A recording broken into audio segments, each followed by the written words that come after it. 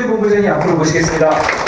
안녕하세요. 반갑습니다. 저 QB본부 연주입니다. 리첸코는 2014년도 4월에 입사했습니다. 10년 차 된 것 같아요. 오늘 강의가 사실 되게 좀 어려운 게 필드에 계신 분이 아니다 보니까 제가 이걸 어떻게 전달을 해야 가장 전달이 좀 잘 될까에 대한 고민을 하다가 제가 여러분들의 똑같은 입장이라는 이야기를 먼저 한번 해볼게요. 저는 대학 때 전산 전공했고요. IBM 자회사에 2년, 농심에서 10년을 근무하다가 2003년도에 프루덴셜로 이직을 해서 프루덴셜에서 11년, 리첸코에서 10년째 근무하고 있습니다. 이 이야기를 먼저 제가 꺼낸 이유는 입장을 바꿔서 한번 생각해보면 저도 똑같을 것 같다라는 생각에 제가 서두에 말씀드리고 진행하겠습니다. 제가 질문 한번 해볼게요. 아시겠어요? 이게 무슨 얘기인죠? 제가 아무리 우리 회사 규정을 찾아봐도 RP10에 대해서 정의되어 있는 게 단 한 글자도 없더라고요. 그리고 제가 이런 질문을 언젠가 기회가 되면 한 대표님이나 공구사장님께 꼭 한번 물어보고 싶어요. 두 분이 생각하는 RP10은 뭔가? 규정에도 없고 아무것도 없어가지고 제 나름대로 한번 정의해봤습니다. 오해하지 마시고 저는 이제 리첸코 사람이지 프루덴셜 사람이 아닙니다. 친정만 거길 뿐이지.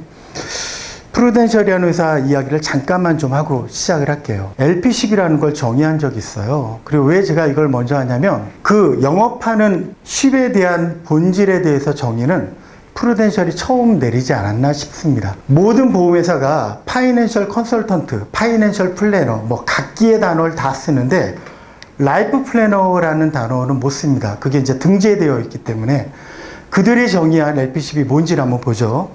이분이 누구냐면 POJ, 프루덴셜 오브 재팬 일본 프루덴셜 회장님인데 이분이 오기 전까지 아시아에서 프루덴셜이라는 존재 자체가 굉장히 미미했었는데 이분이 엄청나게 끌어올렸던 분이어서 이분이 정의를 냈습니다. LP10이라는 것. 라이프 플래너십이란 라이프 플래너인 이상 정말 고객에게 도움이 되는 생명보험을 권유해 간다는 한 사람의 프로세스의 마음가짐입니다. LP10은 한마디로 자기 고객에 대한 충성심, 최소한 LP는 그걸 직업적 평생 하겠다는 존재의 이유로 삼겠다는 결단과 열정이다.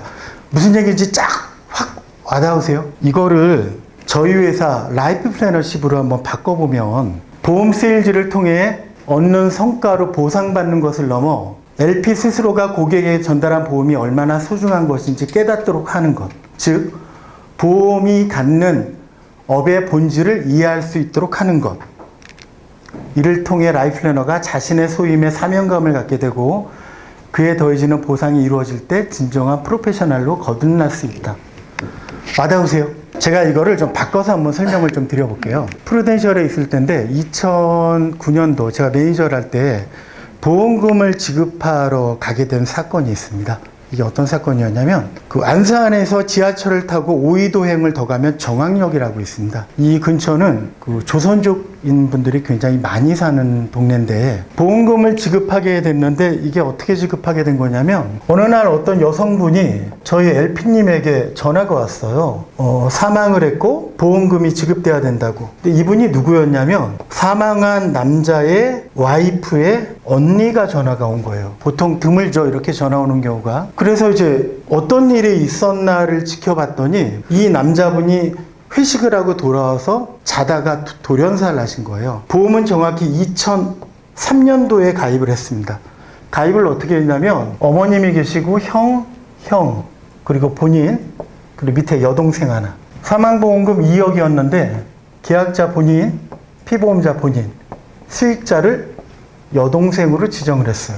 이렇게 지정했던 이유는 어머님이 다단계를 하다가 쫄딱 망했고 형 두 분이 망난이다 보니 본인이라도 만약에 사망을 하면 자기 여동생이 고등학교도 졸업하기 힘들겠다는 생각에 수익자를 여동생으로 지정을 한 겁니다. 세월이 흘렀어요. 여동생이 애기 엄마예요.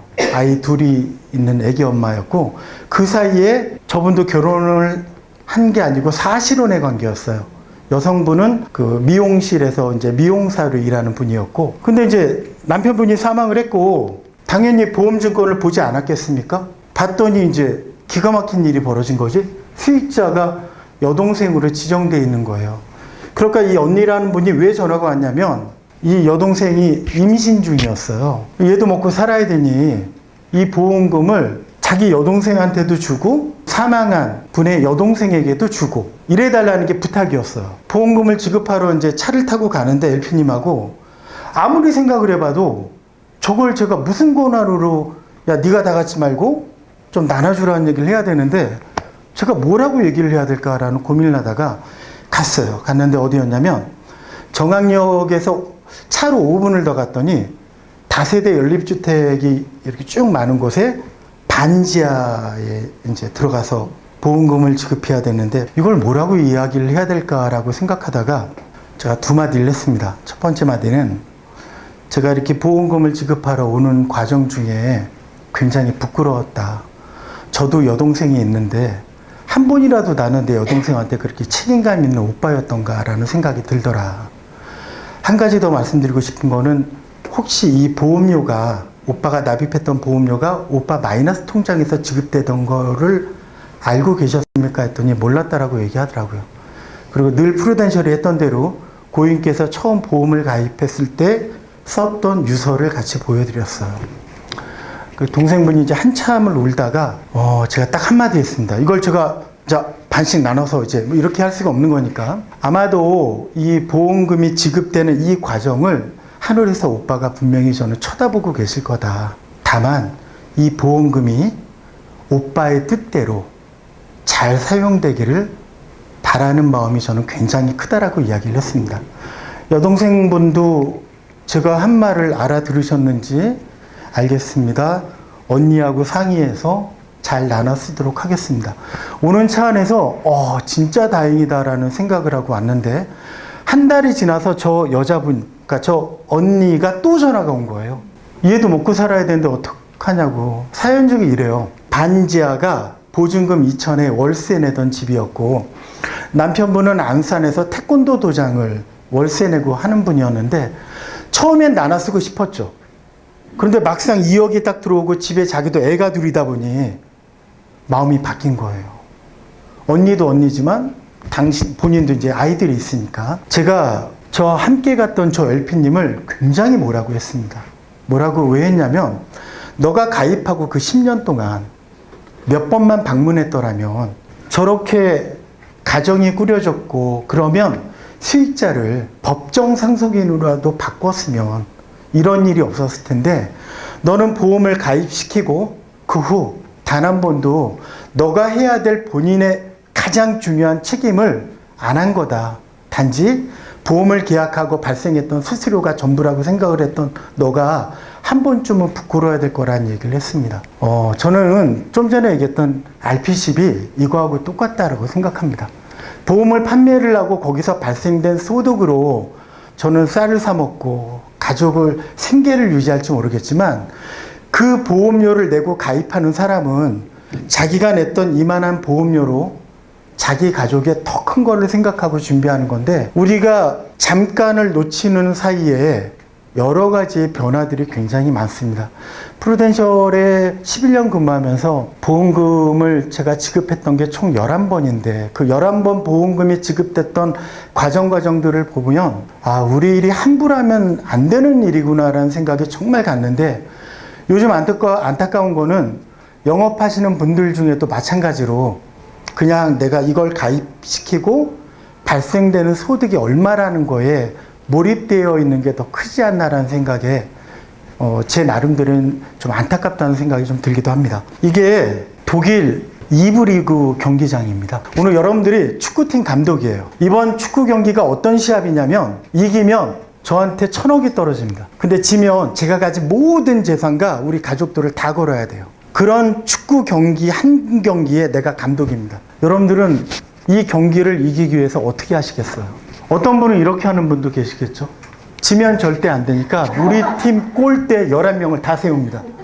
정상적이지 않죠? 이 경기를 무조건 이겨야 되니까 11명을 전부 다 상대편 골대 앞에 다 세워둡니다. 정상적인 감독이라고 생각 안 하실 건다죠? 아마 정상적인 축구팀 감독이라면 그게 이길지 질지는 모르겠지만 공격수도 있고 미드필드도 있고 뭐 양쪽에 윙도 있고 수비수도 있는 이런 전술을 가지고 아마 시합에 임할 겁니다. 그리고 그게 지더라도 설사 이게 정상적이라고 생각을 할 겁니다.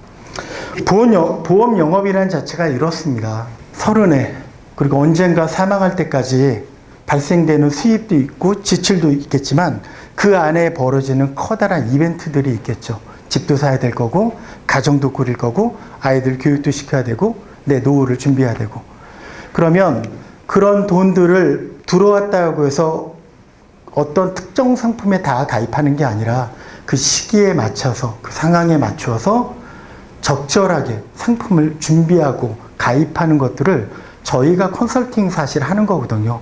고객들에게요. 그런 잡을 저희가 하고 있습니다. 보통의 RP들도 똑같습니다. 뭐 달콤한 열매를 얻기를 바래요. 나만 만나서 상담을 하면 전부 다 계약이 되고 이러기를 바래요. 저도 그렇고. 근데 실상의 안을 들어가 보면요. RP 잡이 패키지입니다. 청약 하나에 거절 3개가 동시에 움직이는 패키지인데 대부분의 RP님들도 달콤한 청약만 원합니다. 근데 어쩔 수가 없는 것 같아요. 그 거절 3개의 청약 하나가 패키지로 움직인다는 건 불변하는 진리인 것 같습니다. 어떠한 상황을 가지고 누구는 바꿔야 되는 상황이라고 하고요. 누구에게는 찬스라고 생각하는 분도 있습니다. 여러분들 어떻게 느끼실지 한번 제가 보여드릴게요. 애기 엄마가 애를 안고 있는데 애가 너무 울고 있어요. 그러니까 지나가는 아주머니가 물어봅니다. 애가 왜 이렇게 많이 우냐고 그랬더니 애기 엄마가 3일 동안 돈이 없어서 애를 뭘 못 먹였다라고 하니까 이 지나가는 아줌마가 그럼 빨리 돈을 벌어서라도 애를 먹여야 되지 않겠냐라고 했더니 이 엄마가 아이 때문에 일을 할 수 없어요. 저는 이 카툰이 시사하는 바가 되게 크다라고 생각합니다. 무슨 얘기냐면 정작 본질은 이건데 그게 짐이 되어버린다면 아전인수격이 되는 거죠. 저는 여기 계신 본사 스텝이나 저나 지금도 누군가의 고객들에게 거절을 받고 있는 우리 RP님이나 원팀이라고 생각합니다. 이 원팀이 무슨 얘기냐면 저는 월급을 우리 RP님들이 만들어준다고 생각하거든요. 그리고 여러분들의 급여도 지급하는 건 대표님이 지급하실지 모르겠지만 만드는 거는 RP님들이 만드는 거거든요. 그럼 우리가 원팀이라는 건 어떤 의미냐면 그 RP님들이 어떻게 하면 현장에 나가서 조금이라도 생산성을 더 높게 만들까? 그로 인해 회사의 이익을 어떻게 하면 좀 더 크게 만들까? 그래서 우리에게 좀 더 어떻게 다가오게 만들까? 이걸 생각하는 원팀인데 만약 여러분들은 나는 본사 직원인데? 나는 관리자인데? 라는 생각을 한다면 원팀이란 의미는 아무 의미가 없어지는 것 같아요. 자, 역지사지, 바꿀 역, 땅지, 생각할 사자, 갈지자, 처지를 바꾸어서 생각해봄. 이거 하나 하면 다 끝날 것 같아요. 필드에 계신 RP님이나. 그러니까 저도 월목 미팅 때 RP님들에게 그런 얘기를 합니다. 무슨 얘기 하냐면 진정성 가지고 얘기합니다. 밖에 나가서 수도 없이 상처를 받고 사무실로 돌아왔을 때 여기가 내 집 같고 누군가가 듣기 싫은 얘기 하는 게 아니라 여기 와서라도 마음이 편해졌으면 좋겠다라는 얘기를 합니다. 왜? 밖에 나가서 어떤 상처를 많이 받을지 뻔히 다 아니까요. 요즘은 이렇답니다. 역지사지가. 역으로 지랄을 해야 사람은 지가 뭘 잘못했는지 안다. 설마 여기 계신 본사 이 높으신 분들은 이런 역지사지를 하고 계신 건 아니겠죠? 이 참 재밌죠? 그대가 옳다고 상대방이 틀린 건 아니다. 상대방 입장에서 바라보지 않았을 뿐이다. 얘가 보면 6이고요. 제가 보면 9입니다. 어찌 보면 우리가 하는 일 똑같은 것 같아요. 본질적으로 영업하시는 분들이 현장에서 영업을 잘하고 성과를 낼 수 있도록 저는 필드의 관리자로서 여러분들은 본사의 관리자로서 서포트를 하는 건 다 똑같은 건데 나는 보험이라고는 관계없어 라고 생각을 하는 순간 원팀은 깨지는 것 같습니다. 밤새서 100%를 해냈더니 이틀만 세면 200%도 할 수 있겠구나. 예. 그렇지 않잖아요. 그죠?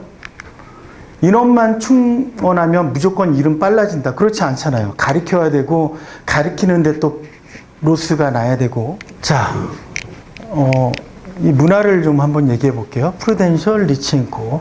프루덴셜은 그래요. 신입 이분이 경력으로 입사를 했던 무경력으로 입사를 했던 LP 아닙니다. 본사 직원. 이분이 한 달 동안 필드에서 일을 해요. LP 교육 받고요. 영어 활동 나가는데 조인업 가고요.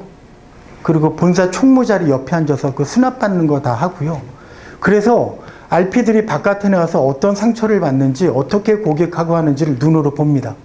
그러다 보니 RP님들을 대하는 게 뭐 이렇게 상전으로 본다가 아니라 그들이 열심히 일을 해야 내 소득이 발생된다는 걸 뼈저리 알고 계세요. 진짜 그런 마음이 든다니까요. 여기 계신 분들이 우리 LP님들하고 RP님들하고 한 달만 조인업을 하시면 필드를 정말 너무나 사랑하게 될 텐데 라는 생각을 진짜 갖습니다. 그리고 아까 제가 역지사지라는 말을 왜 했냐면 입장을 바꾸면 똑같은 거 아니겠습니까? 원팀이라는 게 다른 거 하나도 아니죠. 여기 계신 중에 누군지 모르겠지만 IT를 개발하시는 분도 있을 거고 법무팀에 근무하시는 분도 계실 거고 또 뭐 인사팀, 회계팀 여러 팀에 근무하시는 분들이 계실 겁니다. 근데 난 회계를 잘하면 돼.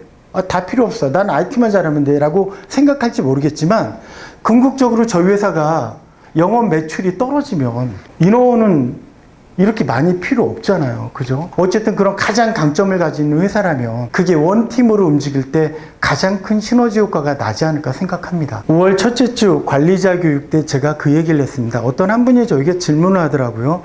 본부장님은 예전에 지점장을 할 때는 어떤 걸 제일 중요하게 생각을 했습니까? 그래서 제가 어떤 게 제일 중요했냐면요. 참는 거예요.